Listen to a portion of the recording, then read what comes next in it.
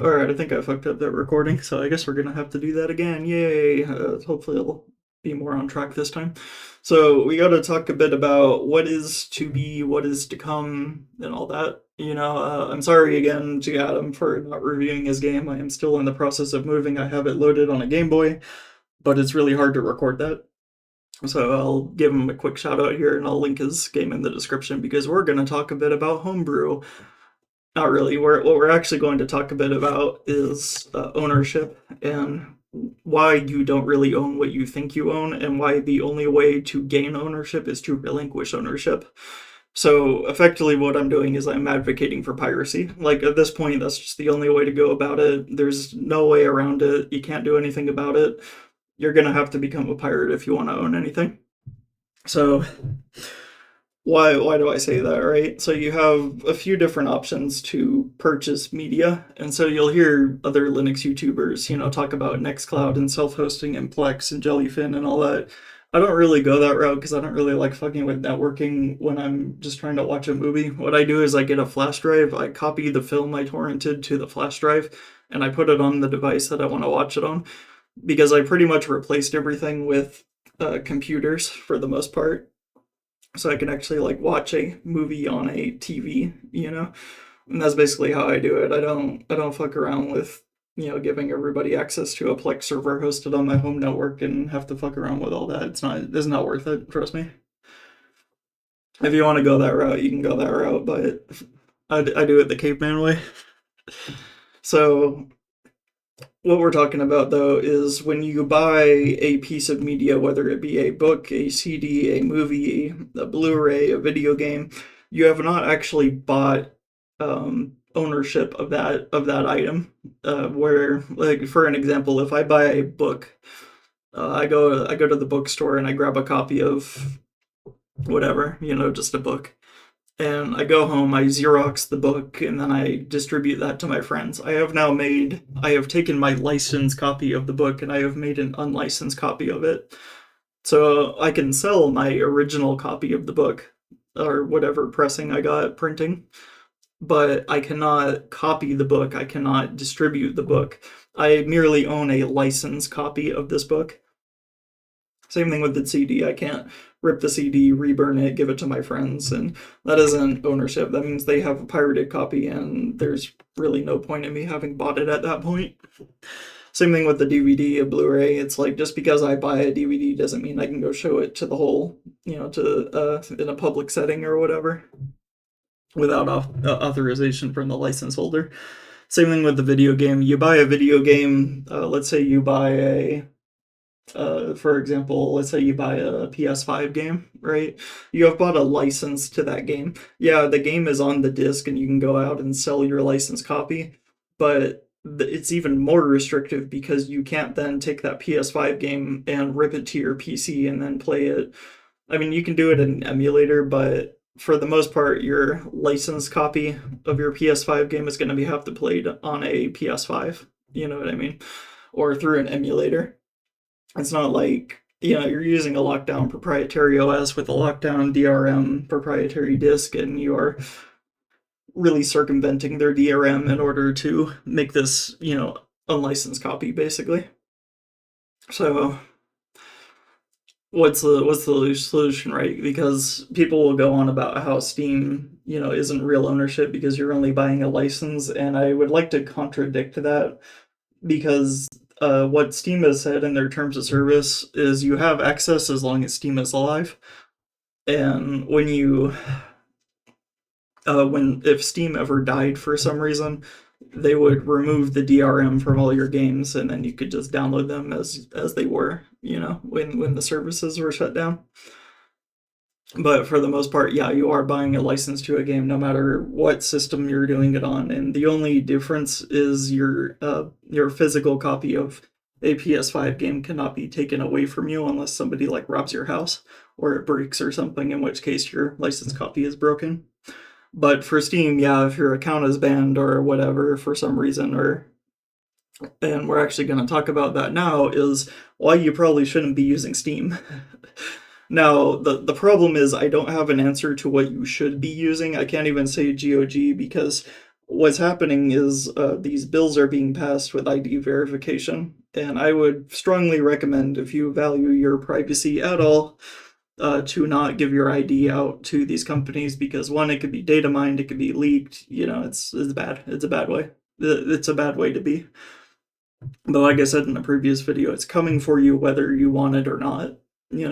So because of that, you have to start looking at alternative ways to acquire things that you want digitally. Whether you have to go to a CD store and buy CDs again, or DVDs or whatever. But really, the answer is, in this own nothing world, the only way to truly own something is to pirate it. And I say this because Blu-rays have a form of DRM on them which has not been cracked yet. So you can use a proprietary program to play a DVD, but you cannot use a free software program to play a DVD. Or not a DVD, sorry, a Blu-ray. You can do that with the DVD because the DRM has been cracked. So for a Blu-ray, you are going to have to download a proprietary tool to rip it, or you can just skip buying it entirely and download the copy off Pirate Bay or something. That's basically where we're at. So by getting this unlicensed copy, you now have as much rights as you want, because you already have no rights. You don't have the right to redistribute it, so who gives a fuck? Just do it. You don't have the right, you don't have a licensed copy, so you're already technically in legal hot water for having it in the first place, so who gives a fuck? Whereas if you fucked around with buying a streaming service, you are now at the whims of the streaming service, who may require you give them your ID in order to watch specific content. They may restrict the quality you can watch it in. Louis Russman has talked about this ad nauseum. It gets really annoying, but he made a good point, is that, yeah, you do have restrictions on on what you can do on these streaming services. And it will get to the point where I'm probably just going to have to give Spotify my ID, just because, like, I don't really use it, but my family uses it a lot. So I have to manage their account, and it's going to be really hard for me to get them to switch to, downloading their own music. They don't really give a fuck enough to do that. And my dad's pretty staunchly anti-piracy. So where we're at, right, is Steam will probably in the near future ask you for your ID in order to verify things. They may use your credit card to do this, but I don't think that's going to be enough. It may be, though. I don't know. But same thing with Discord. Steam has this monopoly on gaming, and it is because of that that I don't expect every service to require an ID verification, but in the future, you are going to have to go to progressively more obscure sites in order to avoid this. So it is best that you drop your moral, drop your pearls or whatever. Stop clutching your pearls. Get into piracy, because that's really the only option you got at this point. If you want to preserve your privacy while also purchasing content you want. The other, of course, solution that It's a Gundam's Dog is going to tell me is just switch to free software. Now, there have been bills that have been proposed that would force Linux to do some sort of ID verification to be sent to third-party applications. I don't think that's going to work. It's a bill proposed in Colorado right now that's been written up, but I don't think it's going to fly. But who knows? Maybe it will. And so I don't want to doom post too hard about that, but it will get to the point where you will have to reject a large subset of of computing in order to retain your privacy online. And that's why I'm going to start looking more into CubesOS. I'm going to start looking more into I want to, once fucking I2P is fixed, which I would really like it to. I gotta get on the IRC again to talk to them, but I'm having trouble. You want to be on Tor, you want to be on I2P, you want to be contributing to these networks. You definitely want to be a benefit to people, and so I do recommend downloading I2P, especially I2P Plus. That's what RDP Tech Tips recommends.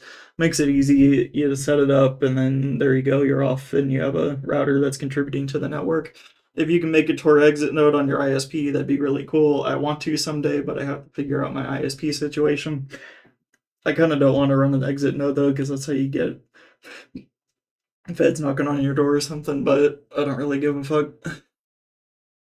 So yeah, try to contribute back to software you're using, make a donation or whatever. I'm gonna look into probably donating to the I2P project. Right now, I mostly just test their test their software and report bugs. That's about it.